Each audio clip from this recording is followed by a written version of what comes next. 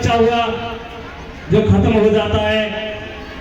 उसके बाद वो अपना धैर्य खो बैठी है, फिर भी उसके पति ने धैर्य नहीं छोड़ा, कहा कि आनंदी तू पढ़। वो पढ़ना चाहती है और पढ़ने लग जाती है। इसके बाद वो जिस कॉलेज में पढ़ रही थी वह फर्स्ट आती है और उसे एक परीक्षा देती है, जो डॉक्टरी की परीक्षा है उसमें पास हो जाती है, अच्छे नंबर है उसे। तो उस देश के वासियों ने उसे अच्छे नंबर लाने पर उसे विदेश भेजने की नीति बनाई और आनंदी अपनी पढ़ाई पूरी करने के लिए अमेरिका को जाती है और पूरे 5 साल डॉक्टर की पढ़ाई करने के बाद अपने देश वतन को वापस आती है। और आगे होता क्या है, इधर आनंदी के पिता बीमार हैं और आनंदी डॉक्टर बनकर के आ गई है। आगे होता क्या देखिए।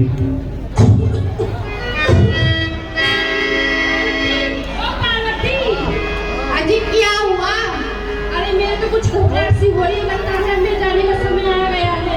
ऐसा मत बोलो भाई, अमेरिका से कोई बड़े डॉक्टर आए हुए हैं, मैं अब नहीं बचूंगा। ऐसा क्यों बोल रहे हो? अभी पेट साफ आ रही है, आपको बढ़िया से बढ़िया हॉस्पिटल में दिखाया जाए।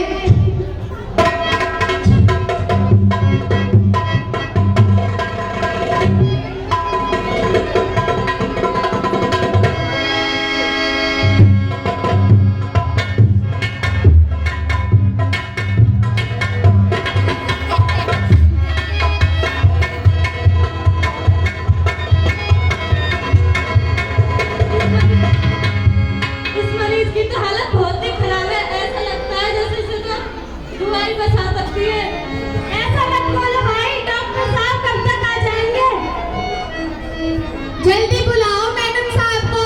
डॉक्टर साहब आते ही होंगे। नहीं बचूंगा पार्वती, अब नहीं बचूंगा। नहीं ऐसे मत बोलो आनंदी के पिता, आप मुझे छोड़कर नहीं जा सकते।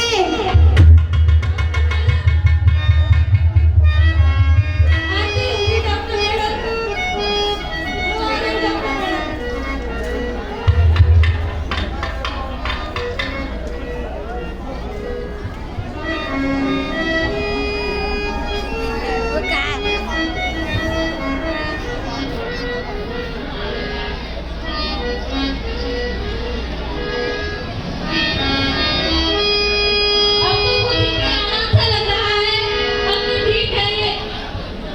चलो उठ जाओ। हाँ उसको फायदा तो है थोड़ा थोड़ा।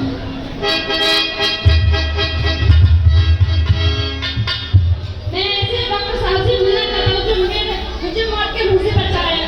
वो डॉक्टर साहब नहीं है, वो डॉक्टर मैडम है। मैडम वो डॉक्टर मैडम। डॉक्टर मैडम मैं आपका बहुत बहुत धन्यवाद करता हूँ जो मुझे आपने मौत के मुंह से निकाला। मैं इसमें गरीब हूँ, आपका क्या कर सकता हूँ? वचन चाहिए मुझे। कभी ये नहीं कहोगे कि लड़कियां कुछ नहीं कर सकती। ये कैसा वचन?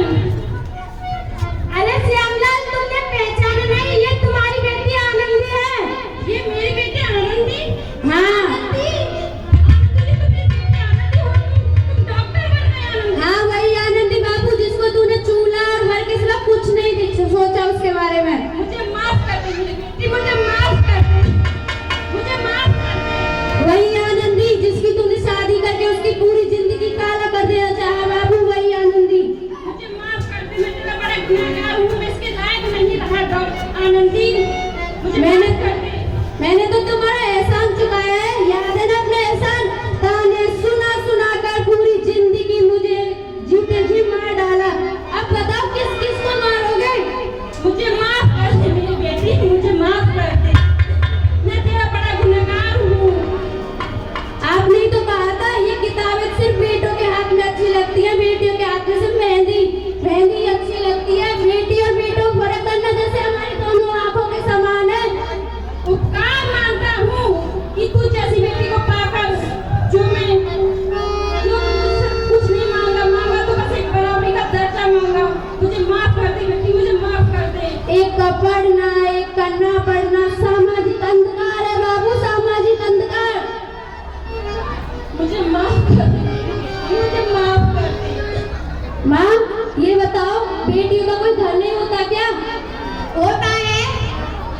जब बेटी मायके में होती है तो कहते हैं तो पराया धन है, और जब बेटी ससुराल